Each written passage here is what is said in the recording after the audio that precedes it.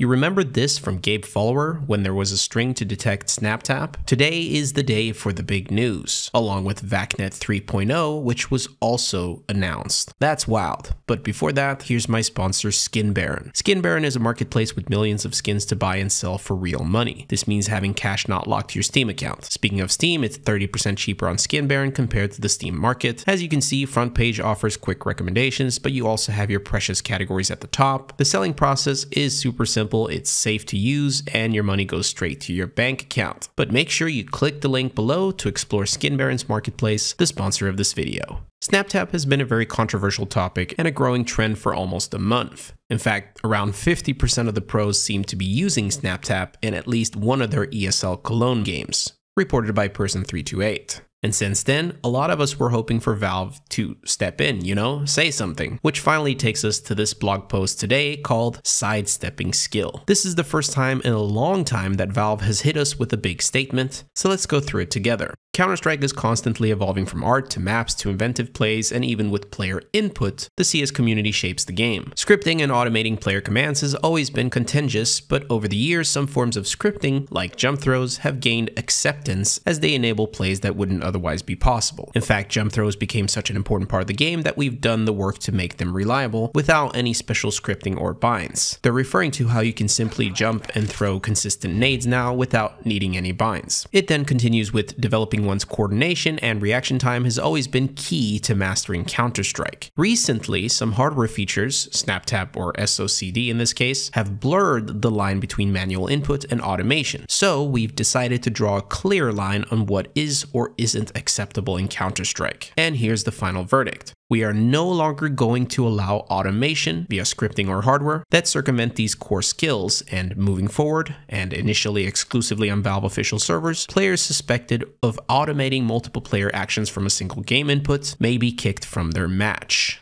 So what they're saying here is that any automation like SnapTap or nullbinds will no longer be allowed on Valve's own servers. In fact, there's already multiple videos demonstrating that SnapTap will now get you kicked instantly, like this one by Svaxa, which also results in kicked for input automation. It's important to clarify though that using SnapTap will only kick you, but it will not ban you. In theory, you should be able to disable SnapTap or SOCD, reconnect to your game, and then it's fine. But it does make you wonder if a lot of people have purchased certain keyboards for this feature alone. I wonder what they're going to do now. They're also saying that for now, this is no longer allowed on Valve servers specifically, but this most likely means that other services such as Faceit will simply have to comply and no longer allow nullbinds, which was previously allowed on the platform. Now you're probably wondering what happens if you're one of those who are using nullbinds on Valve's own servers, and that's clarified here. To prevent accidental infractions, in-game binds that include more than one movement and or attack actions will simply no longer work. To be more specific, if you have two of these in your binds or scripts, they will no longer work.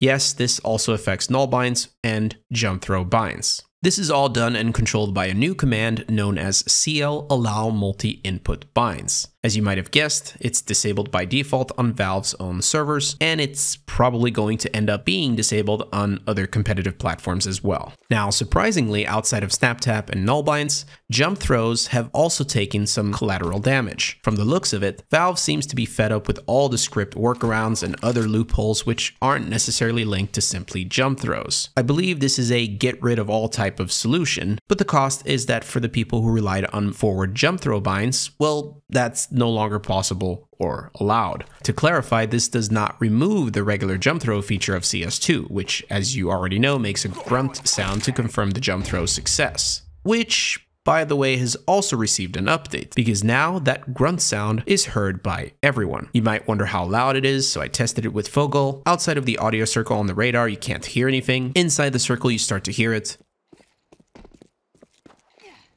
But there is one notable difference. The grunt sound is the earliest sound cue and arrives before landing.